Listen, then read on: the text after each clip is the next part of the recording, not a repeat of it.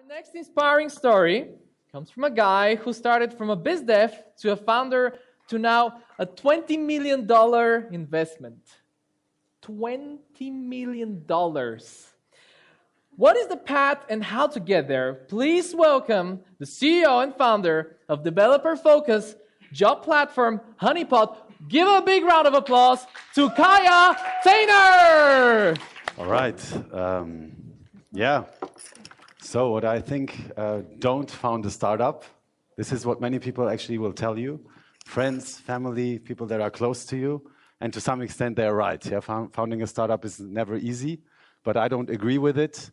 I think you should actually try to found a startup, but there is many things that you can do to minimize the risk of failure in a startup.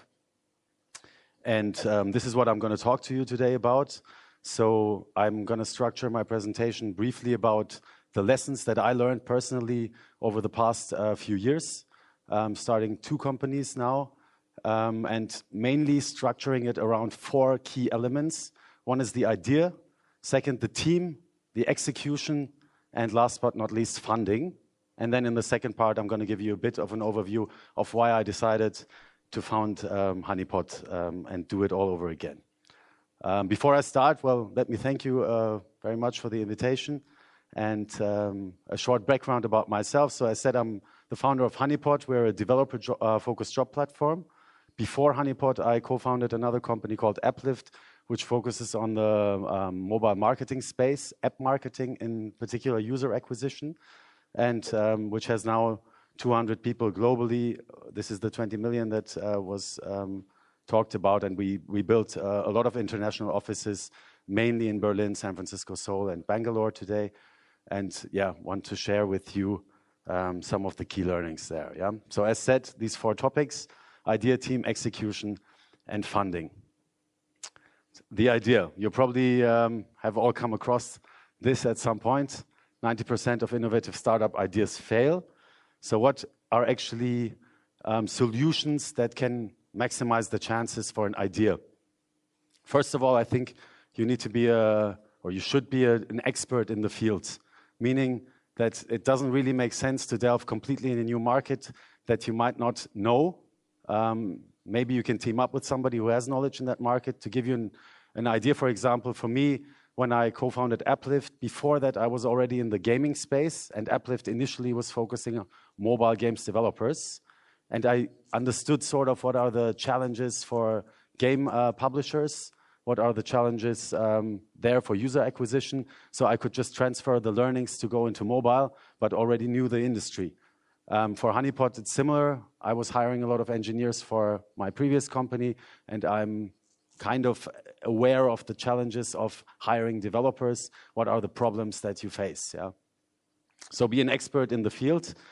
Then have a structured idea finding process. Basically, you can find an idea by really going structuredly to it and thinking, okay, what are my possibilities? I can look at other ideas that have worked in other markets, maybe copy them and bring them regionally to another region, or you can adapt models that work in other industries and bring them to a new industry. As said, for example, again, I pull a lot from my personal experience here. When I founded Applift, I was already in the online gaming space, and by talking to the game publishers, I knew the market is going into the mobile direction, so we can just take the same model that we were using online and put it onto a new platform, and build a whole new company around it. Yeah, this was the idea there. And last but not least, I think also important is to choose a market, not necessarily an idea. What does that mean? Basically looking at the market growth and the market size as well. So if you want to, I don't know, right now I think there is a lot of boom around fintech, for example, which obviously is a huge market. So if you can get into a market where there is a strong wind into your sales, then all you have to do is put the sales right so you can actually surf on that wind. Yeah.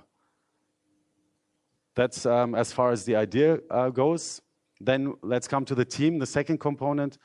Well, if I had to pick out of these 4 topics, if I had to pick what is the most important one, I would probably go with this one. I think human capital is really the most important thing in a company, because it actually builds the whole foundation around it. Yeah. So be incredibly selective. For example, at Honeypot now, which we just started, bear in mind it's a rather small team. We're now, without freelancers, we're 12 people, which we selected from over 800 applications. The point that I'm trying to make is hire only the best. Really make sure you go into a hiring process and funnel it through so well that that you don't hire weak people. Sometimes, you know, you're tempted to hire somebody because there is a high pressure on a certain area. You think, hey, we cannot deal with it. I need a new person here, but don't make concessions. At least this is my point of view. Even if timing is pressure, don't hire somebody who's maybe not the best, who is weak, because in the end, every person you hire is a person of your team, and you want your team to be strong. A single weak team member means one part of your company will be weak. And you know this chain with the weakest link, and this is going to be it. Yeah, you're only as strong as the links you built around the team. Hire for the long term. This correlates a bit with what I said. Don't hire somebody that you might need immediately now. So think already when you hire, is that person good enough? Do I want to keep him for a long time? And like hiring the best and for long term, you can do a lot of things in the recruitment process. What we do, for example, is a case study usually, which gives you a written case study, which gives you an overview of how do they approach a problem structuredly or not, what are the things they come up with. We do multiple interviews in the process. I personally also use some brain teasers every now and then, because you see it face to face, how the people react under pressure to a problem. And we also have a sort of a culture check. I think this is really important as well. Like, does any person, sometimes you have people who have incredible skills and who are really, really smart, but maybe not aligned with the culture and the personality of the organization you're trying to build. And if you don't have that fit, I would tend not to hire him, because in the end, any culture you're building doesn't mean everybody has to be the same. You can have a very heterogeneous culture, which still creates a culture all around the company. Any culture you build will build team cohesion.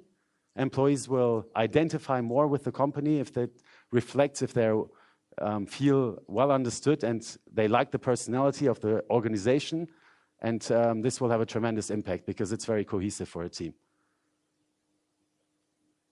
And then something that I've seen also in early stages, I think it's important when you found something. I have seen in my network sometimes people come together that are not necessarily skill-wise complementary, but rather good friends. So they would have a good friendship going and say, hey, let's found something together. Okay, it's cool. Let's do it. This is not the best way to do it. It's more important that you find, especially when looking for co-founders or senior management, that you find people with complementary skills.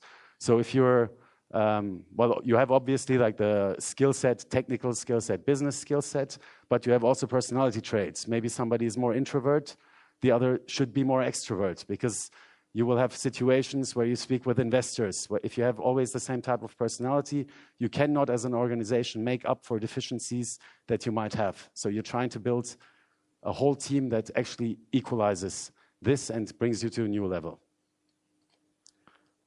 So this as far as hiring goes. Let's come to execution. Once you have actually started building a team and things are starting to roll, I think one thing that's very important to me, at least, you should stay hands-on, always hands-on, meaning even if you're the leader of a company or in a founding position or something, don't shy away from making your hands dirty. And if that means in the beginning you screw the chairs together and you build the tables with the team, well, then you build the tables with the team. If that means your sales team is doing cold calls, go in, do cold calls as well. It will give you a lot of respect from the team by going and staying hands-on. And even if the company grows, one thing I always shied away from, and I think it's the right thing to say, don't have an executive office apart from the team.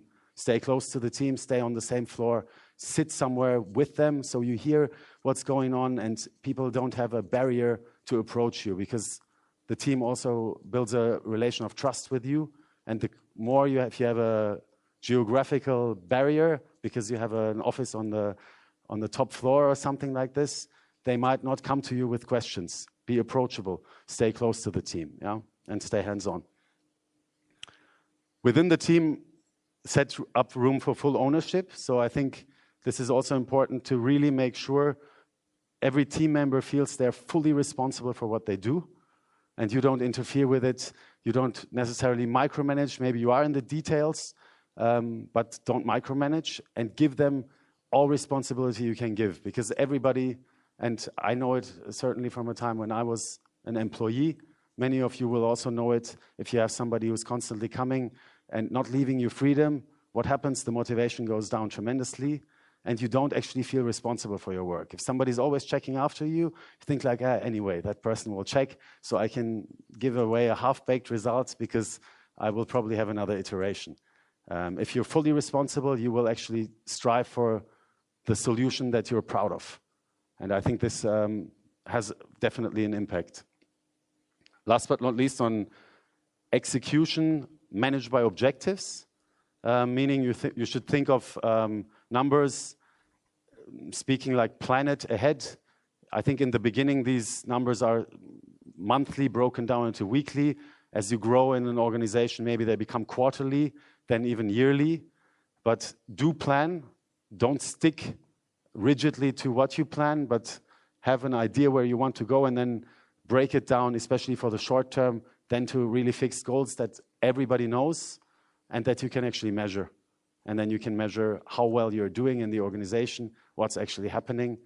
Are you on track or aren't you on track? And if you aren't on track, or if you are on track, why are you on track or why aren't you on track?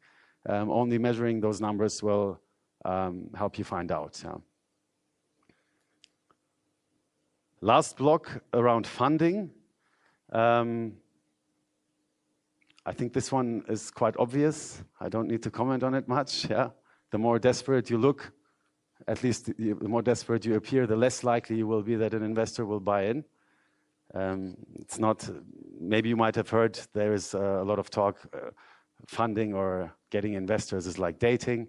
So it's something that you should avoid in both topics, I think. Yeah. Then speak with selected investors. I think especially initially, maybe if you might lack the experience or so, there is errors happening where people approach investors that are not at all fitting.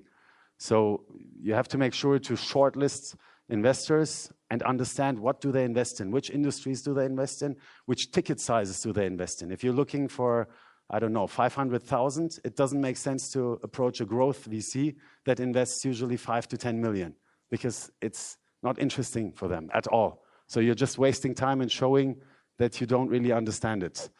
Much better to have to go in, understand, and do a short list, and then approach these investors selectively.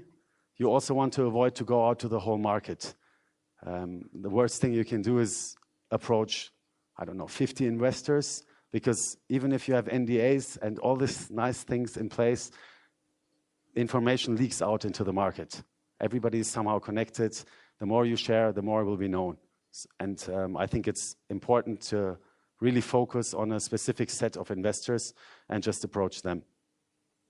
Commitment must be two-sided.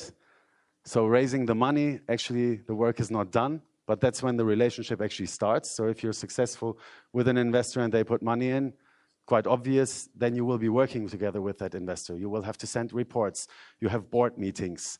You have requests from the investor coming in, which you have to defend sometimes because they might not be so deeply into it.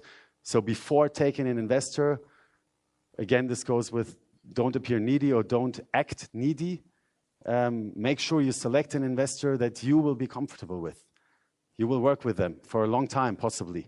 Maybe 5, 10 years can be.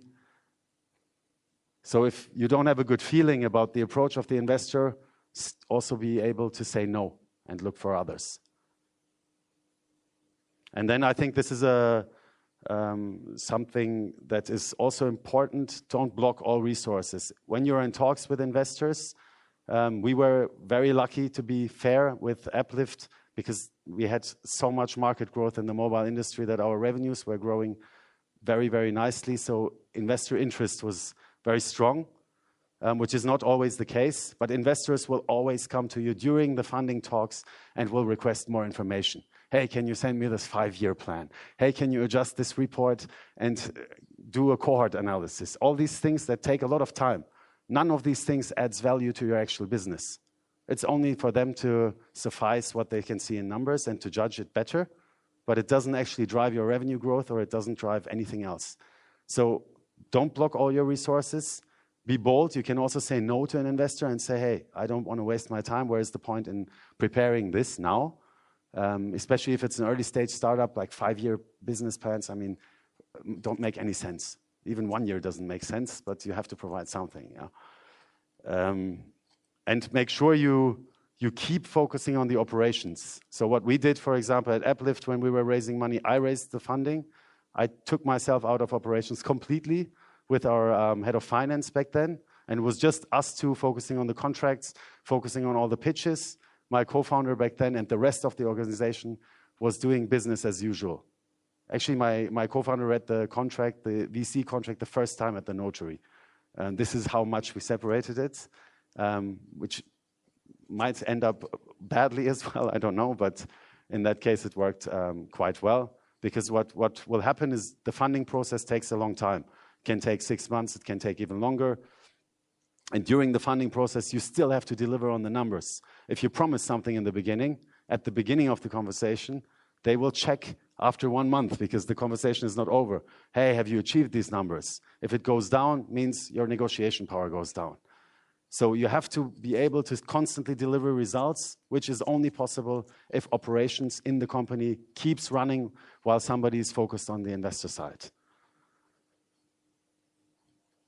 I think that's overall it for the 4 lessons I learned.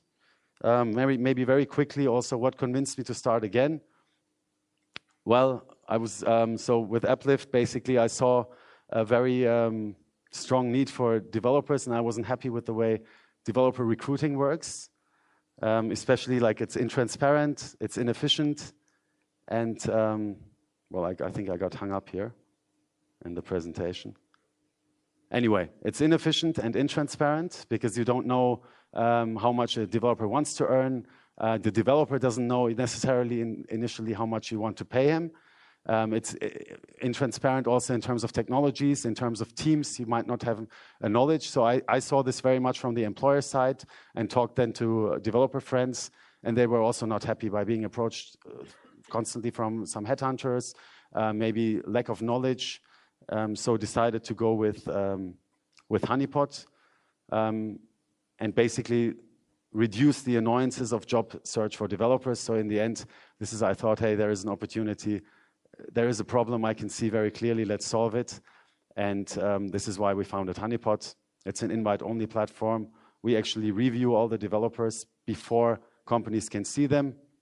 And everybody on the platform, every developer is actively seeking new opportunities. So we want to match high-quality developers with high-quality job offers. Yeah, this is just the workings. We release talent batches every 2 weeks, meaning like developers apply for an invite, and then every 2 weeks, the ones that are accepted are made visible to companies, so companies can screen them through and apply to the developers. So it's a reverse system. Actually, developers don't apply to companies, but the companies apply to them. And then the normal process goes on. So a platform where we think it's attractive for developers because you build your profile once, companies apply to you, you set your specifications of tech and salary expectations, immediately visible before you actually speak to somebody, and it's a reversal of traditional recruiting. So with those words, this was just to give you an understanding of why I started again, mainly problem-driven, but I hope some of these lessons that I learned on my way will be helpful for you in the future or now. So thank you very much for your attention. All right.